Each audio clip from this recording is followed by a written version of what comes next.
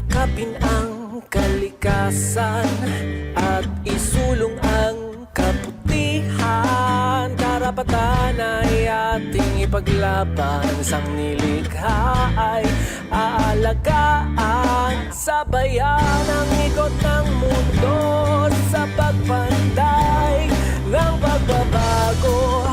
Halina't lumahok at manindigan, buhay at kalikasan ay ipaglaban. Sabayan ang ikot ng mundo sa pagpantay ng pagbabago.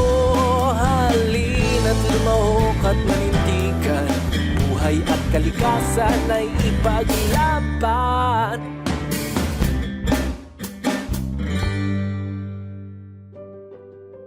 I'm Haide Fernandez, Executive Director of Zambales Ecological Network Incorporated, and we're based in Zambales Province in Central Luzon, Philippines.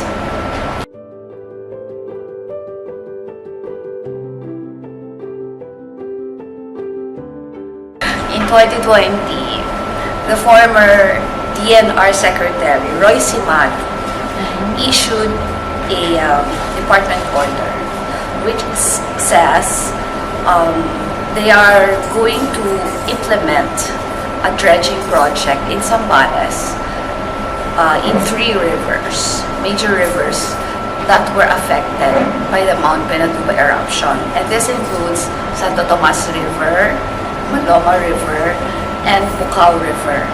So, in various towns in Zambales. So, rationalizing the dredging or the silting of these 3 rivers because it's silted and it's going to cause harm daw sa community pag hindi siya may dredge, if they don't dredge it or remove the siltation. But then it caused a problem in the province because this was already used as a legal basis para i-dredge not the rivers but the sea. They start from the sea. So, sa seabed, kinukuha yung buhangin. And then in early 2021,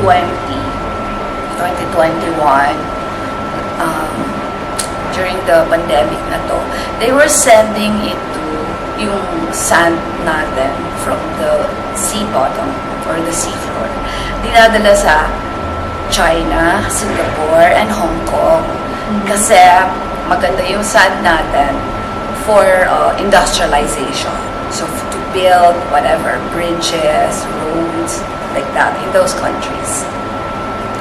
And then in 2021, former President Rodrigo Duterte implemented this project called the Manila Bay Reclamation Project. So I think there are a total of 22 projects for reclamation in Manila Bay.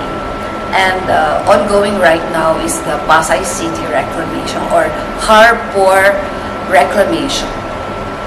So there are 2 islands and the 360 hectare and the 260 hectare reclamation project. And the private sector partner is the SM Prime Land Corporation. So this is SM of Henry C. And they're the one reclaiming the Pasay City part of Manila Bay. So right now, all of the reclamation sand that are coming from the bottom of the sea in Zambales goes to that project. And I don't know if it's almost finished now. I think they're targeting to finish it already. And but in 2023 and November or October, they started in another river, in Maloma River. But again, they were not getting sand or siltation from the river. So they were not really cleaning up the river or getting the siltation from these rivers. But the big dredging vessels, big talaga to ha, mga 140 meters ito and above. So this and these are Chinese vessels. The Chinese vessels were dredging sa sea, not in the river, not in the estuary, not upstream, not downstream. So, and what happened was, ang daming barko dun sa tabing dagat, and pinagbawalan nila yung mga fishermen na mag-fishing. Siyempre, maapektuhan sila. It's dangerous for them to go to the sea kasi maliliit yung bangka nila, ang lalaki ng vessels na nandoon, no? So, bawal mag-swimming, bawal mag-fishing, bawal mag-boating, bawal pumunta sa dagat because it was dangerous. Nandun yung mga big dredging vessels, and ang feeling namin nung nandun sila, kala namin parang may gera sa atin, no? Kasi napapaligiran yung, they're very near the shore, lapit-lapit, no? They're very near the shore, and it's very scary. The people in the community, especially in Sitio Tectec and Sitio Lawag, people, the coastal community people, could not sleep at night kasi ang ingay-ingay. Maingay ang barko, ang dredging vessel, especially pag nag-ooperate siya. And then, so meron ding usok na itim. So there's pollution as well. And then, after a few weeks, after a few months of dredging, the water in the sea was already muddy and it was already oily. So, ilagay mo yung paa mo dun sa tubig, magkakaroon na siya ng gas. Nangangamoy gas na yung paa mo. So, wala na rin makuhang fish because nagkakaroon na ng contamination ng gas doon sa dagat. And of course, galit na galit yung mga mangingisda. So, to the point na iniikutan nila yung mga barko, gusto nilang hagisan ng dinamita, but of course, nanaig naman yung kanilang peaceful resistance dun sa project. But of course, they were voicing out their disagreement and protest sa project na yon. Nagprotesta kami, nagrarally kami sa harapan ng mga barko dun sa may tabing dagat. And we tell the mayor, we tell the governor to stop the project because it's dangerous and it will cause coastal erosion, which is already happening. And also, it will destroy the marine ecosystem. And of course, walang livelihoods yung mga community people. So, there are also violations of human rights. Those who are protesting, pinapatawag ni Mayor, pinupuntahan ng police, tinatakot. So, maraming ganong incidents while the project is going on. And then we wrote to the Environment Management Bureau. Sabi namin sa kanila, the project should be stopped because it violated a lot of provisions of the Environment Compliance Certificate or the ECC. Because the ECC says, bawal violate yung mga environmental laws like the Clean Air Act, Clean Water Act. Marami tayong batas na violate ng project na yun.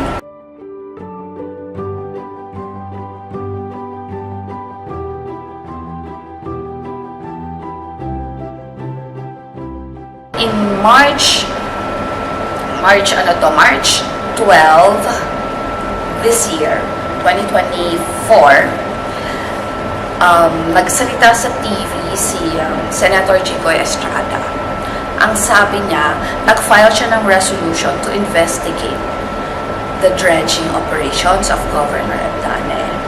Because kawawa daw yung mga fishermen, hindi sila nakaka-fishing, etc. So, and he came out on television on March 12 darating si Senator Jinggoy Estrada to talk to the people and investigate ano ba tong dredging na to. Kasi nasa media na kami, front page sa Inquirer, sa nagbabalita sa radio. Everyday kami lumalabas sa TV, sa radio, sa newspaper. Kaya nabahala na, I think, ang national leadership, ang mga senators. And then, that was March 13. And then, March 14, ay pagdating namin dun sa area, kasi magra-rally sana kami ulit para tuloy-tuloy na mass action to para paalisin yung mga barko na yun and stop yung project, stop the dredging project, stop Seabed Dredging, stop the project of Governor nagdaang. Biglang pagdating namin doon, it was like mga 10 o'clock in the morning. Punta kami doon sa tabing dagat. Wala na yung mga barko. They're gone. That day, we monitored that. Even in Botolan Town, in Bukaw River, wala rin barko. And then in Santo Tomas River, wala na rin barko. So, we called the Environment Management Bureau. And he confirmed to us, the director confirmed to us that they stopped the project. They had a meeting and Governor Abdani ordered the vessels to stop operating. Yeah, ito yung tipping point. Yeah. And then, I called up the provincial engineer, who is also the right-hand man of the governor, si Engineer Domingo. And then, he confirmed to me that there was really an order to stop the operations. Yun. So, we were able to confirm na the dredging was stopped. That was March 14. And then the following day, March 15, Senator Jinggoy was arriving. And syempre, pumunta kami sa kanya, pinaghandaan namin yun na makausap siya to explain to him what happened. But then, when he came, wala na yung mga barko. So, hinanap niya yung mga barko. Nasaan yung mga barko? Governor Abdani was also there. Siyempre, sinalubong niya rin sa senator. Also, the mayor of San Felipe Town was also there, si Mayor Herezano. At yun nga, they told him na wala na yung mga barko. Pinaalis na lang. They stopped it because we were protesting. Ayaw namin. And then, so yun, nakuha na namin yung papers that these companies were asked to get out of Zambales.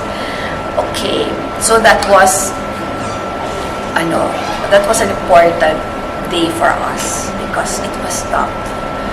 I think, so that was March 14 when they were ordered to leave. Kasi March 15, wala na nga nakita si Senator Estrada. May, nagsisimula na naman silang pumunta sa mga communities, sina governor, and telling us na magtutuloy sila ng dredging, but in Makolkol River na. So, ibang company naman ang involved dito. So, bumalik ulit sila. They operated again. They resumed operations, I think, around May, June. Around June, they resume operations again. Pero konti-konti lang, dalawang barko lang in one river only.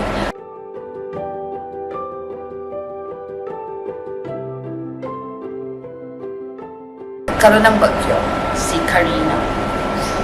And then, it did not make a landfall, but it triggered habagat, or yung low pressure area, which gave us a lot of rain. And in Zambales, it was really very windy, very rainy, and the waves were very strong. So after a few days, bumagsak yung coastal road. It eroded already. So the coastal road, dito kami nagpo-protesta, dito kami nagra-rally. And beside the coastal road are the resorts already. Mga beach resorts in that barangay. So may tao? In Sitio Degdeg, yeah. And they were really scared kasi narinig nila yung kalsada na bumabagsak. And fast forward tayo to Enteng. Enteng, no? Storm Enteng.